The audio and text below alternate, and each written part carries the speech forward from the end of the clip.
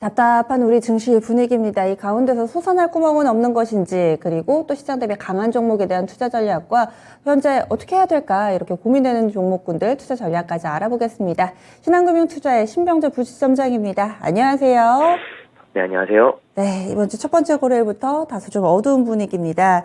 이런 와중에서도 오늘 양시장을 합해서 신고가 종목을 보니까 총 10개가 나왔더라고요. 그중에서 가장 공통분모가 크게 형성되는 쪽이 방산 쪽입니다. 휴니드나 한국항공우주 그리고 LIG넥스원도 52주 신고가 리스트에 이름을 올리고 있습니다.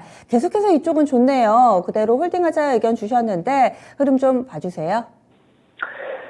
네, 지금 방산주 말고는 최근 시장에서 좀 떠오르는 종목들이 없는 것 같습니다. 그나마 방산주들이 조금은 점진적으로 상승세를 이어가고 있다라는 느낌을 받고 있고요. 아무래도 새 정부의 이런 방위산업 육성에 따라서 혜택을 받고 있다라고 보시면 될 것 같습니다. 특히나 러시아 우크라이나 사태가 이제 장기화되면서 방위산업 쪽 같은 경우는 좀 더 관심을 많이 받고 있다라고 보고 있고요. 오늘 같은 경우는 하이즈 항공이라든지 휴니드 그리고 빅텍 같은 경우 좋은 모습 보이면서 상승하고 있습니다. 지금 우주산업 육성 같은 경우는 매주 이제 얘기가 좀 나오게 되는 것 같아요. 특히나 UAM 관련 내용들이 좀 나오게 되고 있고요. 드론 택시라든지 결국에는 이제 플라잉카 이런 쪽까지도 이제 생각을 하게 되는 것 같습니다.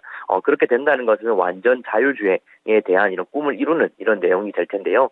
그런 기반을 다지기 위해서 지금 한국항공우주라든지 휴니드, 빅텍 같은 종목들이 그런 사전 작업을 하고 있다라고 이제 보시면 될 것 같아요.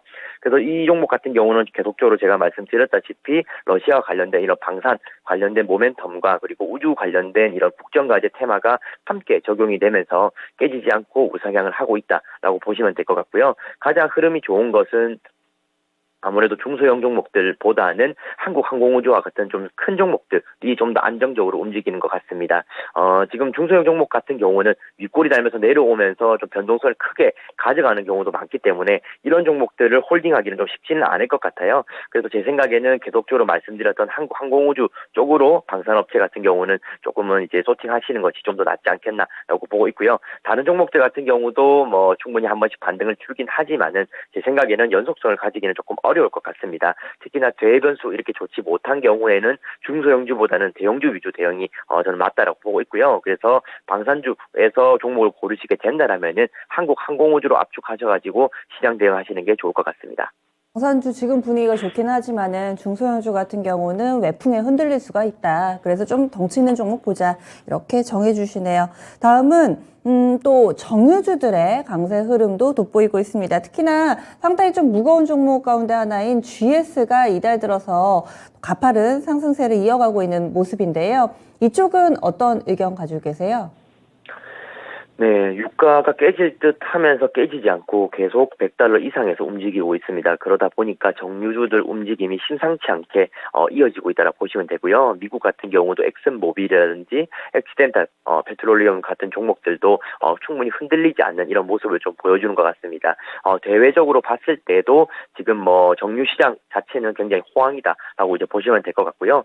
다른 인건비라든지 물류 비용 이제 운반을 하는 비용을 제외를 하면 실질적으로 남는 것은 없다고 하더라도 유가 자체가 굉장히 고공행진하고 있기 때문에 정유주들에게는 무조건적으로 혜택이 된다라고 보시면 될 것 같습니다. 방금 말씀하셨던 것처럼 굉장히 길게 쉬었던 GS 같은 경우도 며칠째 상승을 이어간다라고 보시면 될 것 같고요. S-오일이라든지 그리고 SK이노베이션도 마찬가지 움직임이다라고 보시면 됩니다. 지금 월봉상에서 GS 보시게 된다라면은 60에서 돌파하는 모습까지 이제 나와주고 있어요. 월봉상의 장대 양봉을 했다는 것은 방향을 바꿔주는 이런 모양이 될 수도 있다라고 보시면 될 것 같습니다. 특히나 GS 같은 경우는 저점을 높이면서 움직이는 점이 매우 고무적이다라고 이제 보시면 될 것 같고요.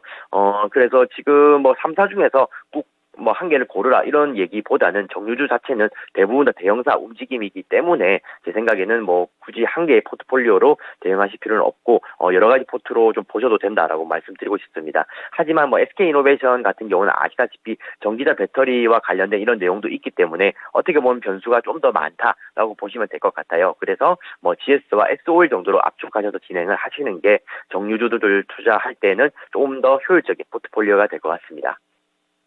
마지막으로는 그동안에 지지부진한 움직임을 나타냈던 이런 플랫폼 관련주 네이버 카카오는 또 시장 부진한 것 대비로는 이 정도면 좀 괜찮지 않나라는 생각도 함께 해보는데요. 네이버 카카오 이제 좀 바닥이 나왔다고 볼 수 있을까요? 네, 네이버 같은 경우 저희가 최근에 코멘트 드렸던 것처럼 아마 30만 원 선, 지지선 깨고 내려가게 된다라면은 27만 원까지 도달할 가능성이 있고 최악의 경우에는 25만 원까지 볼 수도 있다라고 의견을 좀 드렸던 것 같습니다. 아니나 다를까 지금 27만 원대까지 내려앉은 이런 상황인데요. 다른 대형 종목들에 비해서는 좀 잘 버틴다는 이런 의견도 있지만은 어쨌든 40만 원대 매입하신 분들에게는 굉장히 좀 힘든 이런 하루가 될 것 같습니다. 지금 시총 45조를 좀 지켜내려고 하는 이런 움직임을 보여지고 있고요. 하지만 월봉상 또는 주봉상에서 이런 중장기 차트에서는 좀 더 내려갈 가능성이 높은 이런 차트 모양을 갖추었다라고 보고 있습니다. 월봉상에서 아래에 있는 지금 이평선까지 내려가게 된다라면은 추가적인 약세 좀 더 열어둬야 된다라고 보고 있고요. 그렇게 된다라면은 지금 앞서 말씀드렸던 25만 원까지도 열어두셔야 되는 그런 내용이 되는 것 같습니다. 지금 그 가격까지 지금 거래량과 거래 대금을 좀 대입을 해보게 된다라면은 충분히 내려갈 가능성도 있는 것 같아요. 특히나 IT 관련된 종목들 같은 경우는 성장주로서 평가를 받고 있기 때문에 금리 인상기에는 굉장히 좀 쥐약이다라고 이제 보시면 될 것 같습니다. 특히나 카카오 같은 경우도 이제 마찬가지 차트 모양인데요. 다시금 8만 원대로 내려앉은 이런 상황이고 이번에 이 8만 4천 원 구간 깨고 내려가게 된다라면은 이 종목 또한 이제 7만 원대를 볼 수 있는 그런 상황인 것 같습니다. 그래서 카카오 충분히 뭐 저점 부근에 내려왔다라고 생각하시는 분들도 있겠지만은 지금 섣불리 매수하시는 것보다는 앞에 짤이 7자로 바뀌는 순간부터는 조금은 스터디 하셔가지고 집중을 하시되 지금 상황에서는 매수하시는 건 좀 자제하는 것이 좋다라고 말씀드리고 싶습니다. 8만 원선 이탈 가능성도 같이 좀 보고 계시는 거군요. 알겠습니다. 그러면 오늘의 포인트 잡아주시죠. 네, 오늘의 포인트는 빅스텝 충격이다라고 말씀드리고 싶습니다. 네, 그리고 아마 빅테크의 이런 종목들이 깨진 이유는 어쨌든 이 50bp 인상의 이런 내용을 다 고스란히 받았다라고 보고 있고요.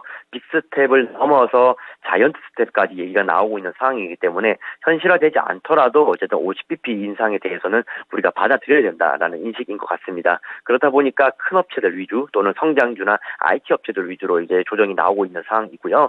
이것을 이겨내기 위해서는 제 생각에는 큰 호재성 뉴스가 나와줘야 되는데 지금 그런 호재성 뉴스가 대기하고 있는 내용들도 거의 없는 것으로 알고 있습니다. 우리가 기대할 수 있는 것은 실적에 관한 이야기들이라든지 또는 러시아 사태가 굉장히 좀 갑작스럽게 급진전돼서 화해 모드로 들어간다든지 이런 것들이 좀 필요할 것 같고요. 그런데 그런 것들이 되더라도 전고점 부근까지 도달하기에는 시간은 좀 더 많이 필요할 수 있다라고 보고 있습니다. 그래서 저희가 2분기 정도는 박스권 지지선 다지는 구간이 될 것이다라고 이제 의견을 제시를 해드렸는데요. 실제적으로 6월까지 이렇게 재미없는 모습이 될 가능성도 높을 것 같습니다. 특히나 나스닥 지수 자체가 전저점을 깨고 내려간 상황이기 때문에 이렇게 된다라면은 쌍바닥 형성에 실패했다라고 이제 볼 수 있는 것 같아요. 그래서 기술적 분석으로도 지금은 좀 위험 구간에 들어갔기 때문에 우리 이런 자산 관리에서도 조금은 리스크 관리가 필요한 시점이다라고 보시면 될 것 같고 과감한 현금 투입보다는 조금 기다렸다가 관망하는 자세가 좀 더 필요할 것 같습니다. 네, 알겠습니다. 시장 분위기 약간 좀 괜찮아질 때 즈음에 종목을 몇 개를 주셨는데 다시 또 보수적으로 일단은 좀 관망하자라는 시각의 의견 주시네요. 오늘 말씀 잘 들었습니다. 감사합니다. 네, 지금까지 BJ 마켓뷰였습니다.